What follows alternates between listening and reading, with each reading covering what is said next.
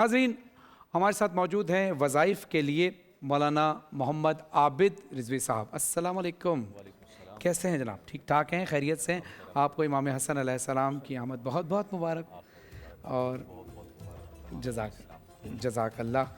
کچھ دو الفاظ امام حسن علیہ السلام کی شان میں کچھ بیان فرما دیجئے تاکہ اس کے بعد پھر ہم وظائف کی طرف چلیں تاکہ عبادت میں آپ بھی شامل ہوں. چونکہ ہمارے وظائف کا سیگمنٹ ہے تو میں یہ کہنا چاہوں گا کہ سیدنا امام حسن رضی اللہ عنہ اور بشمول اہل بیت رسول آل محمد صلی اللہ علیہ وسلم ان کے نام ایک مومن کے لیے مشکل میں سب سے بڑا وظیفہ ہیں. ماشاءاللہ. بلکہ بزرگوں نے لکھا کہ کسی مجنون پر بھی اگر پنجتن پاک کے نام پڑھ کر پھونک دیے جائیں تو وہ عقل مند ہو جائے، اس کی جنون اس کا ختم ہو جائے.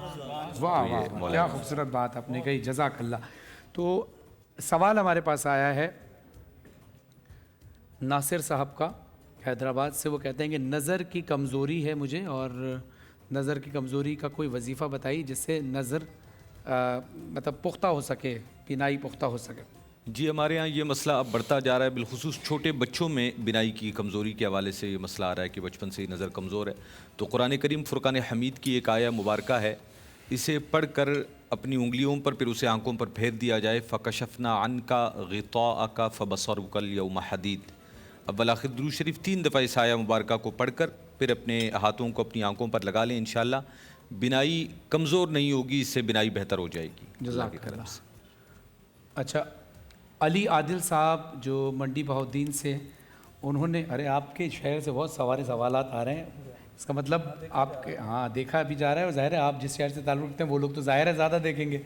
تو ہمارے ناصر الطاف سہروردی صاحب کیونکہ منڈی بہاؤالدین سے تعلق رکھتے ہیں اور منڈی بہاؤالدین ہی سے ایک سوال آیا ہے کہ علی عادل صاحب ہیں منڈی بہاؤالدین سے، انہوں نے لکھا ہے کہ گھر میں ناچاکی ہو جاتی ہے، لڑائی ہو جاتی ہے، گھر کا ماحول خراب رہتا ہے، تو اس کے لیے کوئی وظیفہ بتائیں جس سے گھر کا ماحول بہتر رہے. جی بالکل، یہ بھی ہمارے گھروں میں عام بات ہو گئی ہے کہ بھائی بہن، بھائی بھائی یا میاں بیوی میں آپسی جھگڑے بہت زیادہ ہو جاتے ہیں.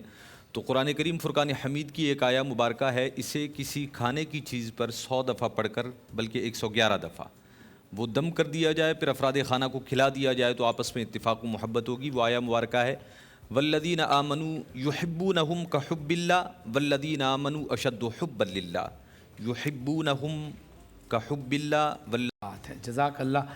اچھا، ایک اور سوال ہے کینیڈا سے عاصم صاحب، جو ای میل پہ انہوں نے سوال بھیجا تھا ہماری ٹیم کو.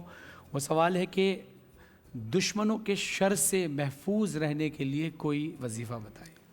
ہمارے معاشرے میں یہ بھی ایک عام بات ہو گئی ہے کہ ہر کوئی دوسرے کے لیے دل میں کچھ نہ کچھ بغض و حسد رکھتا ہے. ویسے تو مومن کے لیے جائز نہیں ہے کہ کسی کے لیے بغض رکھے، پھر بھی اگر کسی کا کوئی ایسا دشمن ہو جس کے شر سے وہ حفاظت چاہتا ہو تو سورہ قریش یہ دشمنوں کے شر سے محفوظ رکھنے کے لیے بہترین عمل ہے. 7 مرتبہ سورہ قریش پڑھ کر خود پر دم کر دیا جائے اور دعا کی جائے کہ اللہ اس کی برکت سے دشمن کی شرارت سے محفوظ رکھے تو اس کا ہر حربہ ناکام ہوگا انشاءاللہ. ماشاءاللہ ماشاءاللہ.